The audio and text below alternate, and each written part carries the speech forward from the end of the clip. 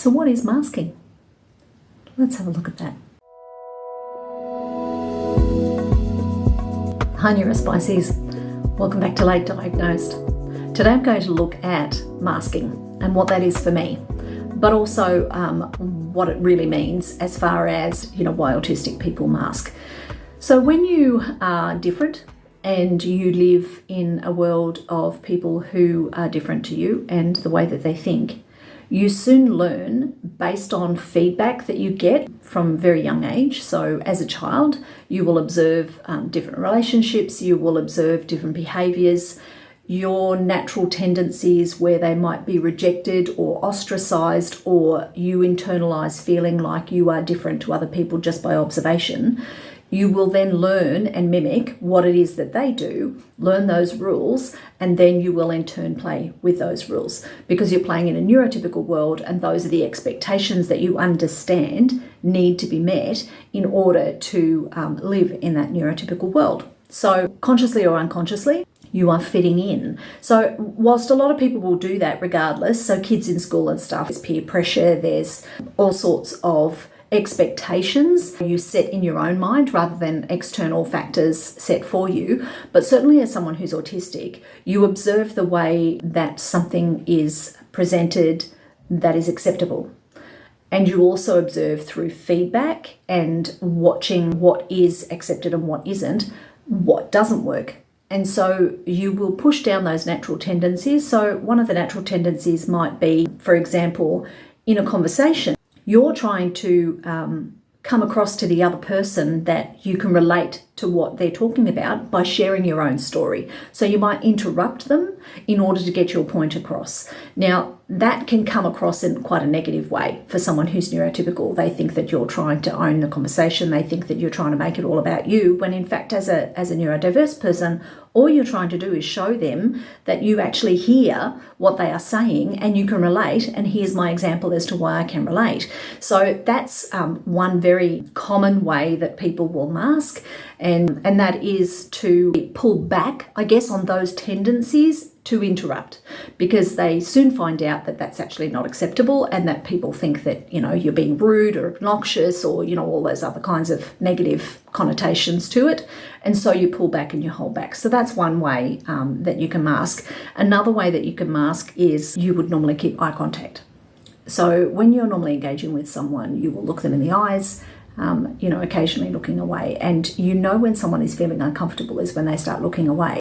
For someone who is autistic, it can be extremely uncomfortable to keep eye contact because it's quite confronting. So in the workplace, for example, in the workplace, you're supposed to be friendly. You're supposed to have conversations with people. When I'm in hyperfocus, when I've got a lot of work to do, that just detracts from my day. That detracts from what I need to do. But I understand that the expectations are that you should be able to just, turn to your colleague and say, hey, what do you think about blah? Or you get off a phone call from, with a client or whatever your work might be. You've interacted with somebody and you need to debrief or you need to discuss the outcome with somebody. So I know that that's kind of an expectation. It's an unwritten expectation, right? Well, I don't like it. I've learned how to do that. But in order for me to keep doing that, what it does in my brain is it actually costs me energy. In a social situation, in an open plan office, we talked about the cups and, how a cup can overflow when you're overwhelmed and the different size cups. So as a neurodivergent person, my cup is smaller than someone who is neurotypical and it fills up faster. And the reason it fills up faster is because of the cost of masking. So I might be engaging with all these different people at work because I know that's what's expected of me. But that's not my natural tendency. That's not what I want to do. And so in order to do that and play that game effectively, it's actually going to cost me mentally, it's going to cost me in energy. And so my cup gets fuller quicker. I'm having those conversations with work colleagues, or I'm having those conversations with people at a gathering, a group event or whatever. Added to that is all that other sensory input that I talked about.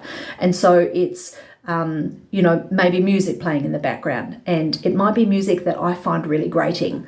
It might be music that clashes with other sounds in the room that just is too much sensory input in my brain. So now I have to try and focus in on what's actually happening in front of me and try and focus out the other stuff, which most people, neurotypical, can do easily, but I can't, because all of the sensory input is coming in constantly and I can't stop what my brain chooses to focus on. So in order to play that game and stick to those rules, that's what masking is.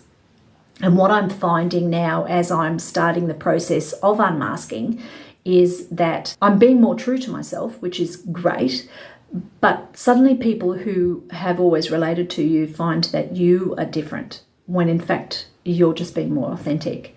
So there is always a cost to unmasking. And the cost might be that you lose some friendships, or people no longer understand you, or they get confused because you always behaved this way, but now you're behaving that way, and I don't really understand what's going on. There's a cost. And I talked earlier, previous videos, about, the cost of, do I remain somewhat masked at work in order to get through? And there is an element of that I do need to do, because interactions that I have to have with clients at work, I still need to, talk to them on the phone. I need to discuss certain things with other colleagues at work.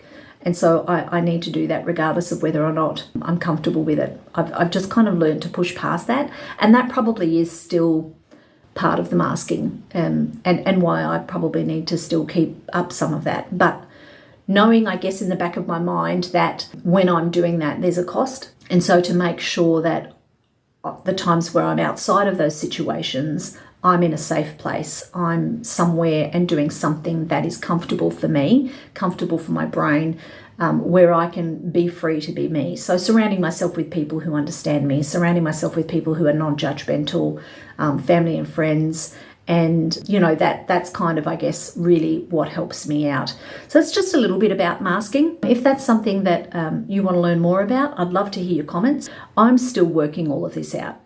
I'm still brand new to this diagnosis, and I'm still learning. And I'm certainly no medical professional. I'm doing my own research and I'm learning things all the time. I've got friends who are on the spectrum. I've got family who are on the spectrum. I've got exposure to many, many people who are not, and it's all a bit of a learning curve for them too, not just for me. So it's learning who I am and where my place is in the world now that I'm learning how to unmask and learning how to be who I really am. It's not going to be something that I'm going to be getting right every time either.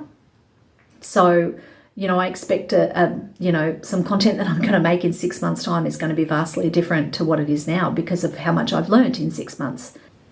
And I guess the one thing that I really want you to know more than anything is that you're not alone. So what it costs us to work out all of these things is hard. It's not easy. But you're not alone. You've found a community here. And I hope that what I share with you of my own struggles and my own life and my own discovery of living life on the spectrum is something that is relatable. Hopefully you find someone here in front of you who, is just real. And, I don't want to come across as knowing everything. I certainly don't. I'm far from knowing everything, but I'm on a journey and I'm really happy that you're along for the ride with me. So let's keep chatting.